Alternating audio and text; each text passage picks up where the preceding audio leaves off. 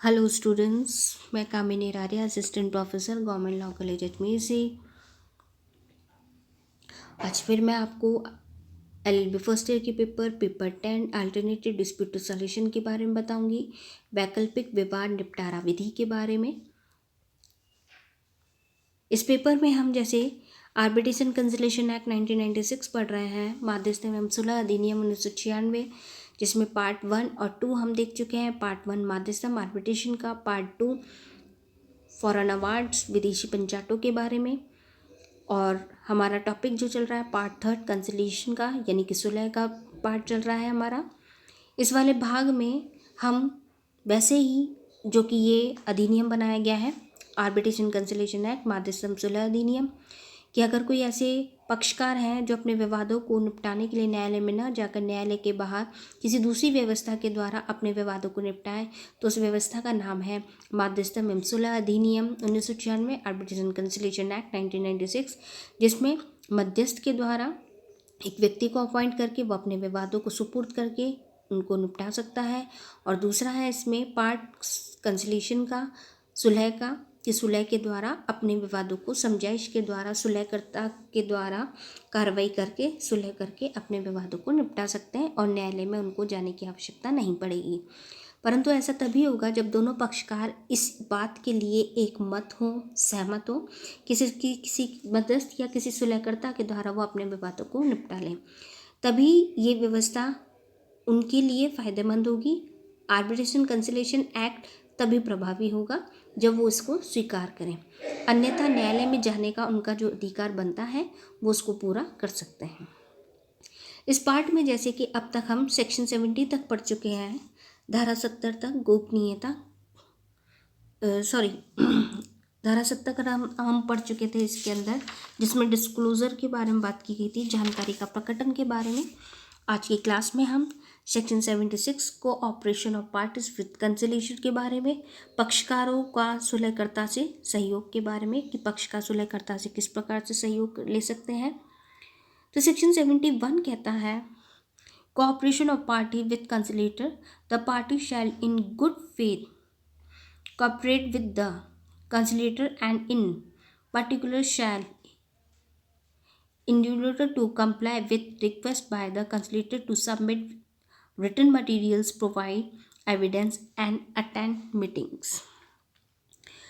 सुलहकर्ता के सहयोग कॉर्पोरेशन के बारे में सेक्शन 71 कहती है कि पक्षकार सद्भावना से सहयोग सुलहकर्ता का सहयोग करेंगे और विशेष रूप से लिखित सामग्री प्रस्तुत करेंगे, साक्ष्य देने और बैठकों में सम्मिलित होने के सुलहकर्ता के अनुरोध का अनुपालन का प्रयास करेंगे। सेक्शन 71 पक्षकारों के लिए कह रही है कि पक्षकारों का सुलहकर्ता से सहयोग, क्योंकि जब पक्षकार किसी सुलहकर्ता के पास अपने मामलों को, अपने जो भी डिस्प्यूट है, विवादों को समझाइश करने के लिए, करवाने के लिए अगर सुलहकर्ता के पास आते हैं तो सुलहकर्ता को उनको सहयोग प्रदान करना होगा। ऐसा सहयोग वो तभी प्रदान कर सकते हैं जब वो सद्भावनापूर्वक सुलहकर्ता के पास जाएं, सद्भावनापूर्वक उनका सहयोग करें। विशेष रूप से लिखित सामग्री के बारे में, लिखित सामग्री का मतलब यहाँ पर है रिटन मटीरियल के बारे में, कि अगर किसी सुलहकर्ता को रिटन मटेरियल प्रोवाइड कराने की आवश्यकता है, लिखित सामग्री प्रस्तुत करने की आवश्यकता है, तो ऐसे पक्षकारों द्वारा लिखित सामग्री प्रस्तुत की जाएगी, जिससे कि सुलहकर्ता को उनके बीच जो विवाद हो गए हैं उन विवादों को समझाइश कराने के लिए सहायता मिल सके। साक्ष्य देने और बैठकों में सम्मिलित होने के लिए उनके अनुरोध का भी वो पालन करेंगे। साक्ष्य देने का मतलब यहाँ पर ये है कि जब कंसिलेटर जो है, जो सुलह करता है, वो अगर पक्षकारों से ये चाहता है कि वो उनकी सहायता करे साक्ष्य देने में कैसे, अगर वो कोई डॉक्यूमेंट प्रेजेंट कर रहे हैं या कोई एक बात ऐसी बताते हैं, तो उसको सपोर्ट करने के लिए सुलह करता है, अगर उनसे साक्ष्य देने के लिए कहता है, एविडेंस देने के लिए कहता है कि आप जो ये बात कह रहे हैं या ये जो अपना अधिकार निर्धारित कर रहे हैं, उसके लिए वो एविडेंस प्रोवाइड कराएं, तो यहाँ पे एविडेंस प्रोवाइड कराने की आवश्यकता होगी। और बैठकों में सम्मिलित होने के लिए भी अनुरोध जो उन्होंने किया है सुलहकर्ता ने, उस अनुरोध को उनको स्वीकार करते हुए उस अनुरोध का उनको पालन करना होगा।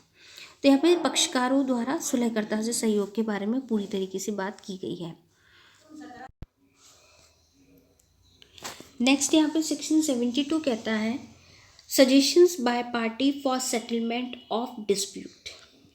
धारा 72 विवादों के निपटारे के लिए पक्षकारों द्वारा सुझाव। यहाँ पे सेक्शन 71 में जहाँ पे पक्षकारों का सुलहकर्ता से सहयोग की बात की गई थी, वहीं पे सेक्शन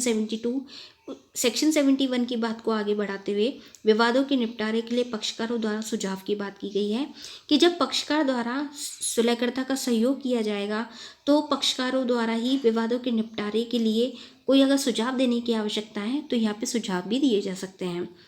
प्रत्येक पक्षकार स्वप्रेरणा से यानी कि अपने आप से या सुलहकर्ता के आमंत्रण पर, या फिर अगर सुलहकर्ता खुद उनको आमंत्रित करता है, इन्विटेशन देता है, तब विवादों के निपटारे के लिए सुझाव सुलहकर्ता को प्रस्तुत कर सकते हैं। Each party may on his own initiative और at the invitation of the conciliator submit to the conciliator suggestion for the settlement of the dispute. क्योंकि यहाँ पर सुलह, समझाइश, समझौता ये दोनों पक्षकारों के बीच में होता है। जब एक सुलहकर्ता दोनों पक्षकारों के बीच में सुलह करवा रहा है तो यहाँ पे पक्षकारों को भी ये स्वप्रेरणा से अपने आप से विवादों के निपटारे के लिए अगर कोई सुझाव देने की आवश्यकता है तो सुझाव दे सकते हैं, क्योंकि वो आए ही इसलिए हैं क्योंकि उनके बीच में जो विवाद है, जो बात है, जिस पर वो मतभेद हो रहे हैं, उन मतभेदों को दूर करने के लिए पक्षकारों द्वारा या किसी एक पक्षकार द्वारा सुलहकर्ता को ये बात बताई जा सकती है, सुझाव दिया जा सकता है कि अगर ये व्यवस्था हो जाए तो विवाद खत्म हो जाए, तो इसी को ही सुझाव कहेंगे। तो यहाँ पे सेक्शन 72 कहता है सजेशंस के बारे में कि कोई अगर सुझाव देने की आवश्यकता है तो सुझाव दिए जा सकते हैं। प्रत्येक पक्षकार द्वारा, दोनों पक्षकार साथ में भी या अलग अलग भी, प्रत्येक पक्षकार, दोनों पक्षकारों को ये राइट होगा, ये अधिकार है कि वह स्वप्रेरणा से अपने आप से या सुलहकर्ता के आमंत्रण पर, देखिए स्वप्रेरणा से तो अपने आप से हो गया, और आमंत्रण पर अगर यहाँ पर सुलहकर्ता खुद उनको आमंत्रित करे और उनसे ये कहे कि आपके बीच में जो विवाद है उनको समझाइश के लिए मैं आपसे सहयोग चाहता हूँ, आप बताइए, आप अपने सुझाव दीजिए कि किस बात पर आप मतभेदों को दूर करके एक हो सकते हैं, एक मत हो सकता है। तो सुलहकर्ता के आमंत्रण पर भी विवाद के निपटारे के लिए सुलहकर्ता को अपने सुझाव प्रस्तुत कर सकते हैं। तो यहाँ पे सेक्शन 71 और 72 दोनों पक्षकारों को सुलहकर्ता से सहयोग और विवादों के निपटारे के लिए सुझाव देने की बात कहता है। आगे हम बात कर रहे हैं सेक्शन 73 की। सेक्शन 73 कहता है सेटलमेंट एग्रीमेंट्स के बारे में, समझौता करार के बारे में। जैसे कि सेक्शन 71 में सहयोग और 72 में सुझाव की बात की गई है, तो यहाँ पे उनके बीच में करार हो जाएगा, जो कि सेक्शन 73 समझौता करार के बारे में बता रही है। धारा 73 समझौता करार के अंतर्गत यह धारा कार्रवाई की समाप्ति तथा अंतिम सुलह शर्तों को तैयार करने की प्रक्रिया निर्धारित करती है कि सेटलमेंट एग्रीमेंट, दोनों के बीच में एग्रीमेंट किस प्रकार से हो रहा है, दोनों पक्षकारों के बीच में किस बात पर एक मत हुए हैं, उन मतों के लिए। तो यहाँ पर शर्तों को तैयार करने की बात, प्रक्रिया के बारे में बात कही गई है। धारा 73 की उपधारा 1 के अनुसार जब सुलहकर्ता को ये लगता है, ऐसा प्रतीत होता है कि एक निपटारे के वे तत्व जो पक्षकारों के लिए स्वीकृत करने योग्य हैं, पक्षकारों के लिए स्वीकृत यानी कि जो स्वीकार कर सकते हैं, तब वह संभवतः निपटारे की शर्तों को सूचित करेगा और उनके प्रेक्षणों के लिए पक्षकारों को उन्हें प्रस्तुत करेगा। पक्षकारों के प्रेक्षणों को प्राप्त करने के बाद सुलहकर्ता ऐसे प्रेक्षणों के प्रकाश में एक असंभव निपटारे की शर्तों को पुनः सूचित कर सकेगा, यानी कि उसमें क्लियर वो बात लिख देगा शर्तों को जो कि सूचित की जा चुकी है, जो निपटारे की शर्तों को के लिए आवश्यक है।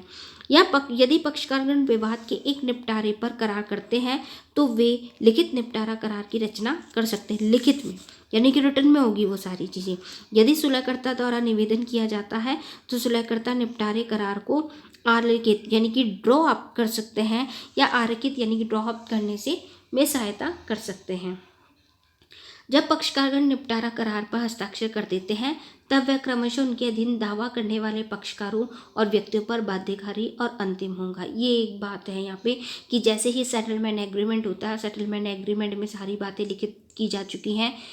बताई जा चुकी हैं दोनों पक्षकारों के द्वारा। अगर उन सेटलमेंट एग्रीमेंट यानी कि निपटारे करार पर हस्ताक्षर हो गए हैं तो उसका मतलब ये होगा कि उस निपटारा करार दोनों पक्षकारों पर बाध्यकारी है और अंतिम है, फाइनल है वो। सुलहकर्ता निपटारा करार को प्रमाणित करेगा और पक्षकारों में से प्रत्येक को उसकी एक प्रतिलिपि की आपूर्ति करेगा। पक्षकारों से प्रत्येक से जो जैसा भी हो प्रमाणित हो जाएगी वो। यह धारा निपटारा करार के संबंध में पक्षकारों के विकल्प दिया गया है कि वह सुलह के करार को लिखित रूप दे या उसे मौखिक करार के रूप में स्वीकार करें। सुलह के पक्ष का सुलहकर्ता को विवाद को हल के करार का प्रारूप तैयार करने के लिए भी कह सकते हैं, जिसके अनुसार सुलहकर्ता और सुलह करार को पक्षकारों की सहायता से तैयार करेगा। इस तरीके से यह धारा सुलह के करार को लिखित या मौखिक रूप में तैयार किए जाने की स्वतंत्रता प्रदान तो करती ही है, लेकिन साथ ही में ये अधिक वांछनीय है कि सुलह के करार को लिखित रूप में ही तैयार किया जाए, जिससे कि सुलह की शर्तें स्पष्ट हों और वह लिखित दस्तावेज भविष्य में काम आ सके। तो यहाँ पर सेटलमेंट एग्रीमेंट को लिखित में दस्तावेज के रूप में रखा जाना के लिए बात कही गई है, जिससे कि वो आगे आने वाले टाइम में, आगे आने वाले फ्यूचर में काम आ सके। और जैसे कि हम इसमें देख ही रहे हैं,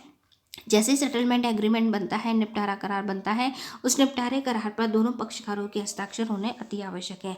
जैसे ही दोनों पक्षकारों के द्वारा उस निपटारे करार पर हस्ताक्षर होंगे, वो निपटारा करार दोनों पक्षकारों पर बाध्यकारी होगा और वो अंतिम होगा। क्योंकि हम पहले की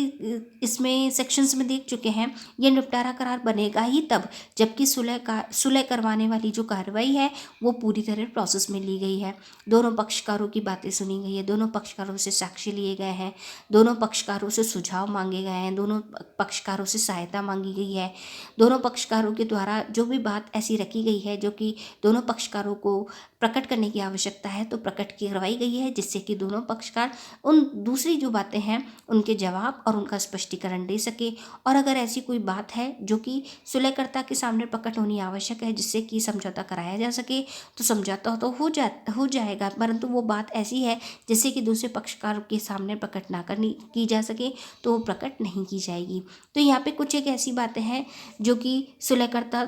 को अगर कोई एक पक्षकार प्रकट करता है और अगर दूसरे पक्षकार को या किसी अन्य व्यक्ति को उसे प्रकट करने की आवश्यकता नहीं है, सिर्फ उसके ज्ञान में लाने की आवश्यकता है, जिससे कि विवाद के अंतिम निपटारे पर समझाइश पर पहुंचा जा सके, तो ऐसा करवाया जा सकेगा। यहाँ पे सेक्शन 73 सेटलमेंट एग्रीमेंट को पूरा करने की बात कह रही है कि सेटलमेंट एग्रीमेंट उसी प्रकार से पूरा हो जाएगा जैसे ही दोनों पक्षकारों की बातें कंप्लीट होती हैं, दोनों पक्षकारों की बातें सुनी जाएंगी, दोनों पक्षकारों को एक मत पर लाया जाएगा और जैसे ही वो दोनों एक मत पर आते हैं, दोनों पक्षकारों के जो भी कोई विवाद है उनका निपटारा हो जाएगा, उनके बीच में सुलह हो जाएगी और सुलह की कार्रवाई करते हुए सुलह समझौता करार बन जाएगा और उस समझौते करार पर दोनों पक्षकारों के हस्ताक्षर होंगे जो कि अंतिम और बाध्यकारी होंगे और ये सुलह समझौता करार जो है दोनों पक्षकारों के द्वारा मान्य होगा। आगे की क्लास में हम इसको और आगे बढ़ाएंगे। Thank you students.